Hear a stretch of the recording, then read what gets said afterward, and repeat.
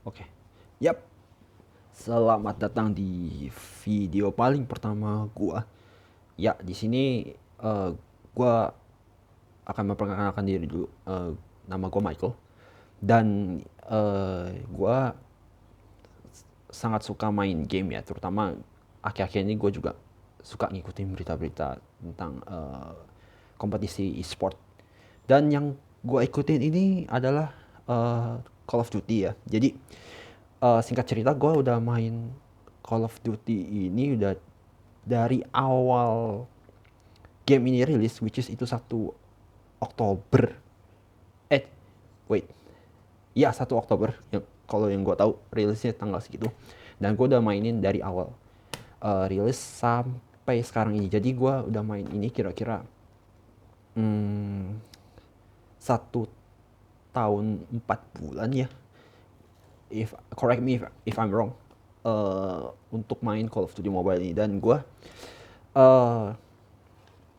termasuk tipikal orang yang sangat suka untuk nge-review dan mereview serta memberikan prediksi tentang pertandingan-pertandingan, karena background gue juga yang suka dengan olahraga ya. Dan tentu gue saat ini mengikuti Major Series Season 4 yang minggu lalu sebenarnya sudah berjalan. Dan gue pengen banget kemarin bikin preview dari week pertama, hari pertama, cuman karena ada kerjaan yang mesti gue selesaikan dulu, jadi gue belum sempet. Dan baru sekarang ini gue akan bikin preview ya kali ini untuk match day week kedua, hari kedua, yang mana Major Series ini diikuti oleh 10 tim yang beranggotakan Dunia Games, Soros, Bonafide, dan Rimo. Di samping itu juga ada Monochrome, Result Beats, Takai, Foin, dan 2 terakhir tuh Joy Team sama Spy Team. Oke. Untuk pertandingan besok ya, di tanggal 18 Februari ini, itu kita dikasih 5 pertandingan. Jadi yang pertama adalah Beats melawan Foin Esport. Oke.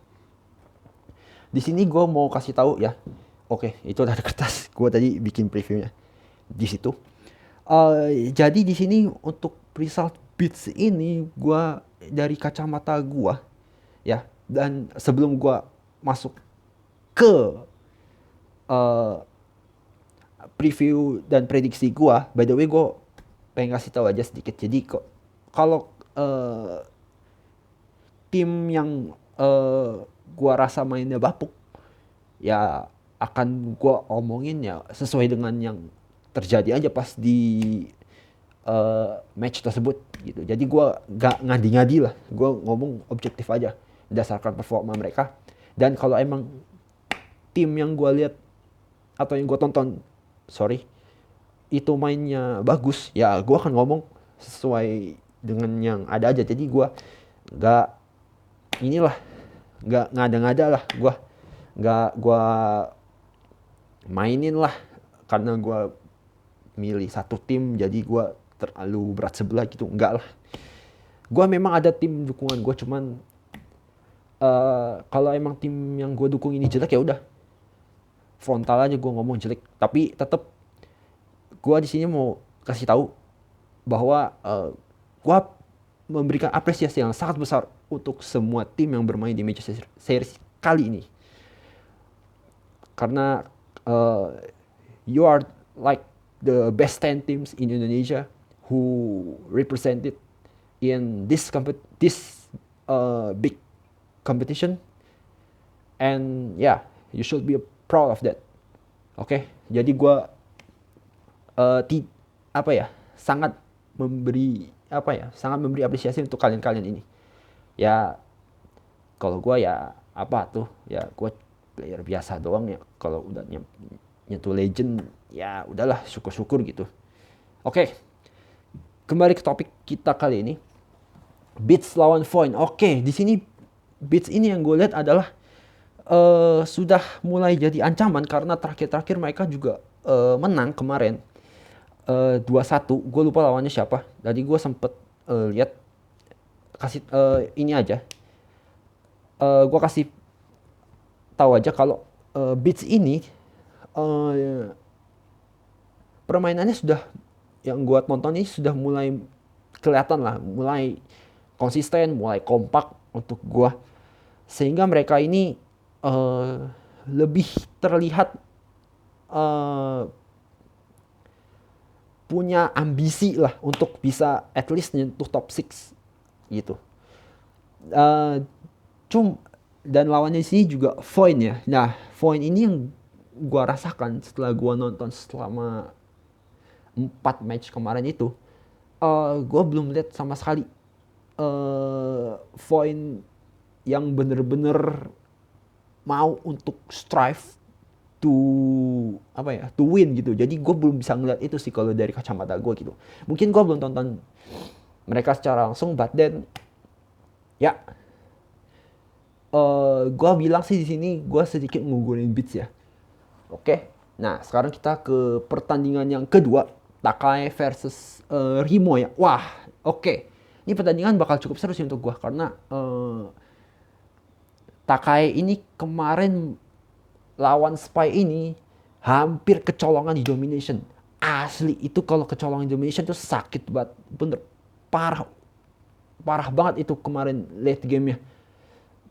Untungnya Takai ini bisa ngambil spot A di firing range domination mode. Jadi ya mereka bisa mengatasi lah late game yang agak agak berantakan untuk gua. Karena mereka mestinya bisa menyelesaikan game ini lebih cepat kemarin pas ngelawan Spy. Dan Rimo, Rimo di sini untuk gue udah mulai di pertandingan kemarin itu melawan Bonafide, which is the big match di tanggal 16 kemarin itu. Jadi menurut gue Rimo sih bakal tetap ngegas sih untuk gue. Mereka gue lihat udah mulai udah mulai neken lah tim-tim besar dan mulai nunjukin kalau memang mereka ini nggak bisa diremehin sama sekali untuk gue ya. Dan yang memang harus agak sedikit diperbaikin sih ya mereka harus lebih kompak aja lagi untuk gue. Dan lebih sabar sedikit lah kalau untuk gue. But then di sini gue tetap akan pilih Rimo sih di sini. Akan lebih ke arah Rimo. Oke, sekarang selanjutnya adalah Spy lawan Joy. Joy di sini kemarin cuma dapat 1 poin doang. Dan sementara si Spy ini kalau nggak salah 2-1. Correct me if I'm wrong, oke? Cuman yang gua ragukan dari Spy ini adalah ini kadang-kadang mereka ini mainnya tuh gua gak ngerti sama sekali. Mungkin mereka memang ngandelin aiming doang mungkin, dari aimnya dia, dari skill dari jemarinya mereka. Karena asli gue gak bisa ngelihat sedikit strategi lah yang mungkin mereka ingin perlihatkan gitu. Karena yang gue highlight di sini adalah fans ini yang gue lihat mainnya tuh dari week pertama, day pertama kalau nggak salah, itu kayak sorry to say kayak main ayam tanpa kepala. Asli itu gue bingung apakah memang fans ini udah lama gak nyentuh sih, jadi dianya belum terbiasa, atau emang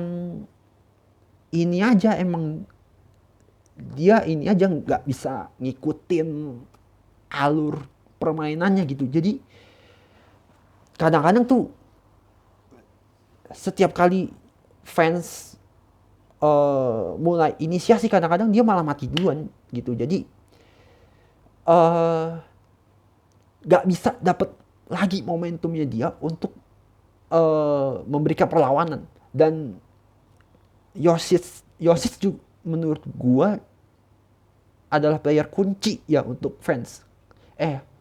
Untuk Spy Team. Karena kalau Yoshic ini udah performanya menurun, itu udah ngerembet gitu. Jadi buat gue ini pertandingan agak seru sih, dan gue gak bisa nebak jujur untuk Spy lawan Joy ini, karena Joy ini bisa kasih kejutan kayak lawan Monochrome kemarin, dan itu bisa terjadi lagi ke Spy Team kalau gak hati-hati. Oke,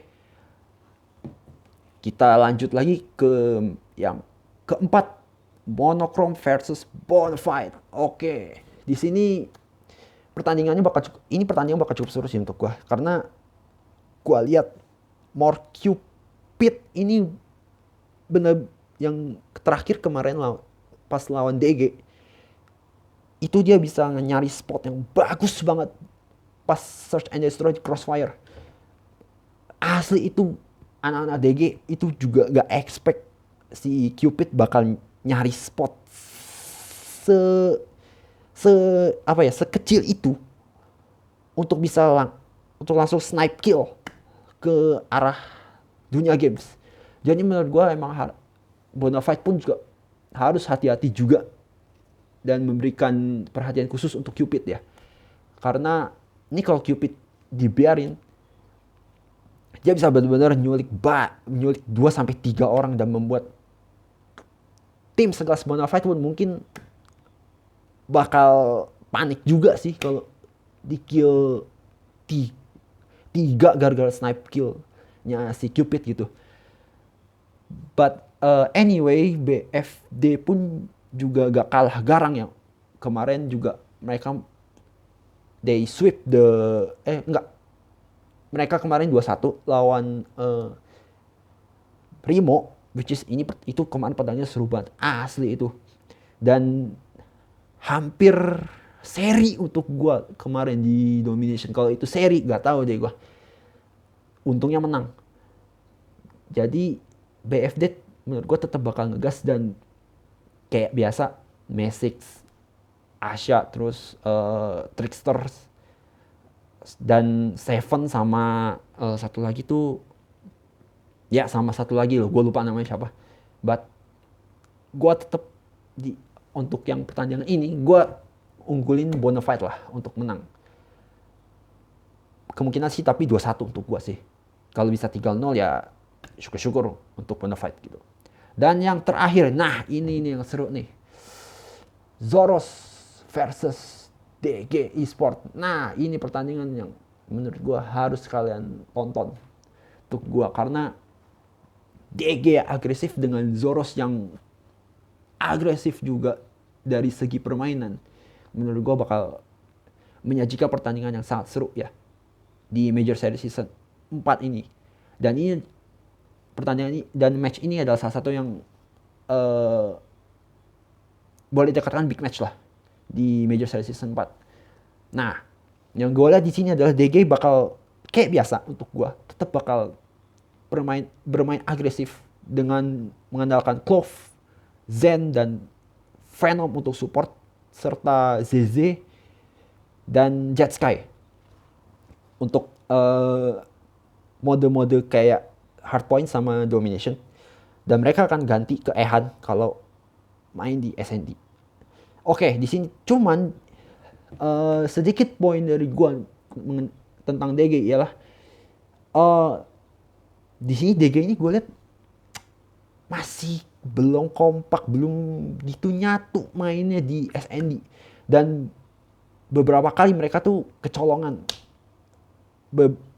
di beberapa ronde penting sebenarnya untuk membuat DG bisa menyelesaikan game tersebut lebih cepat.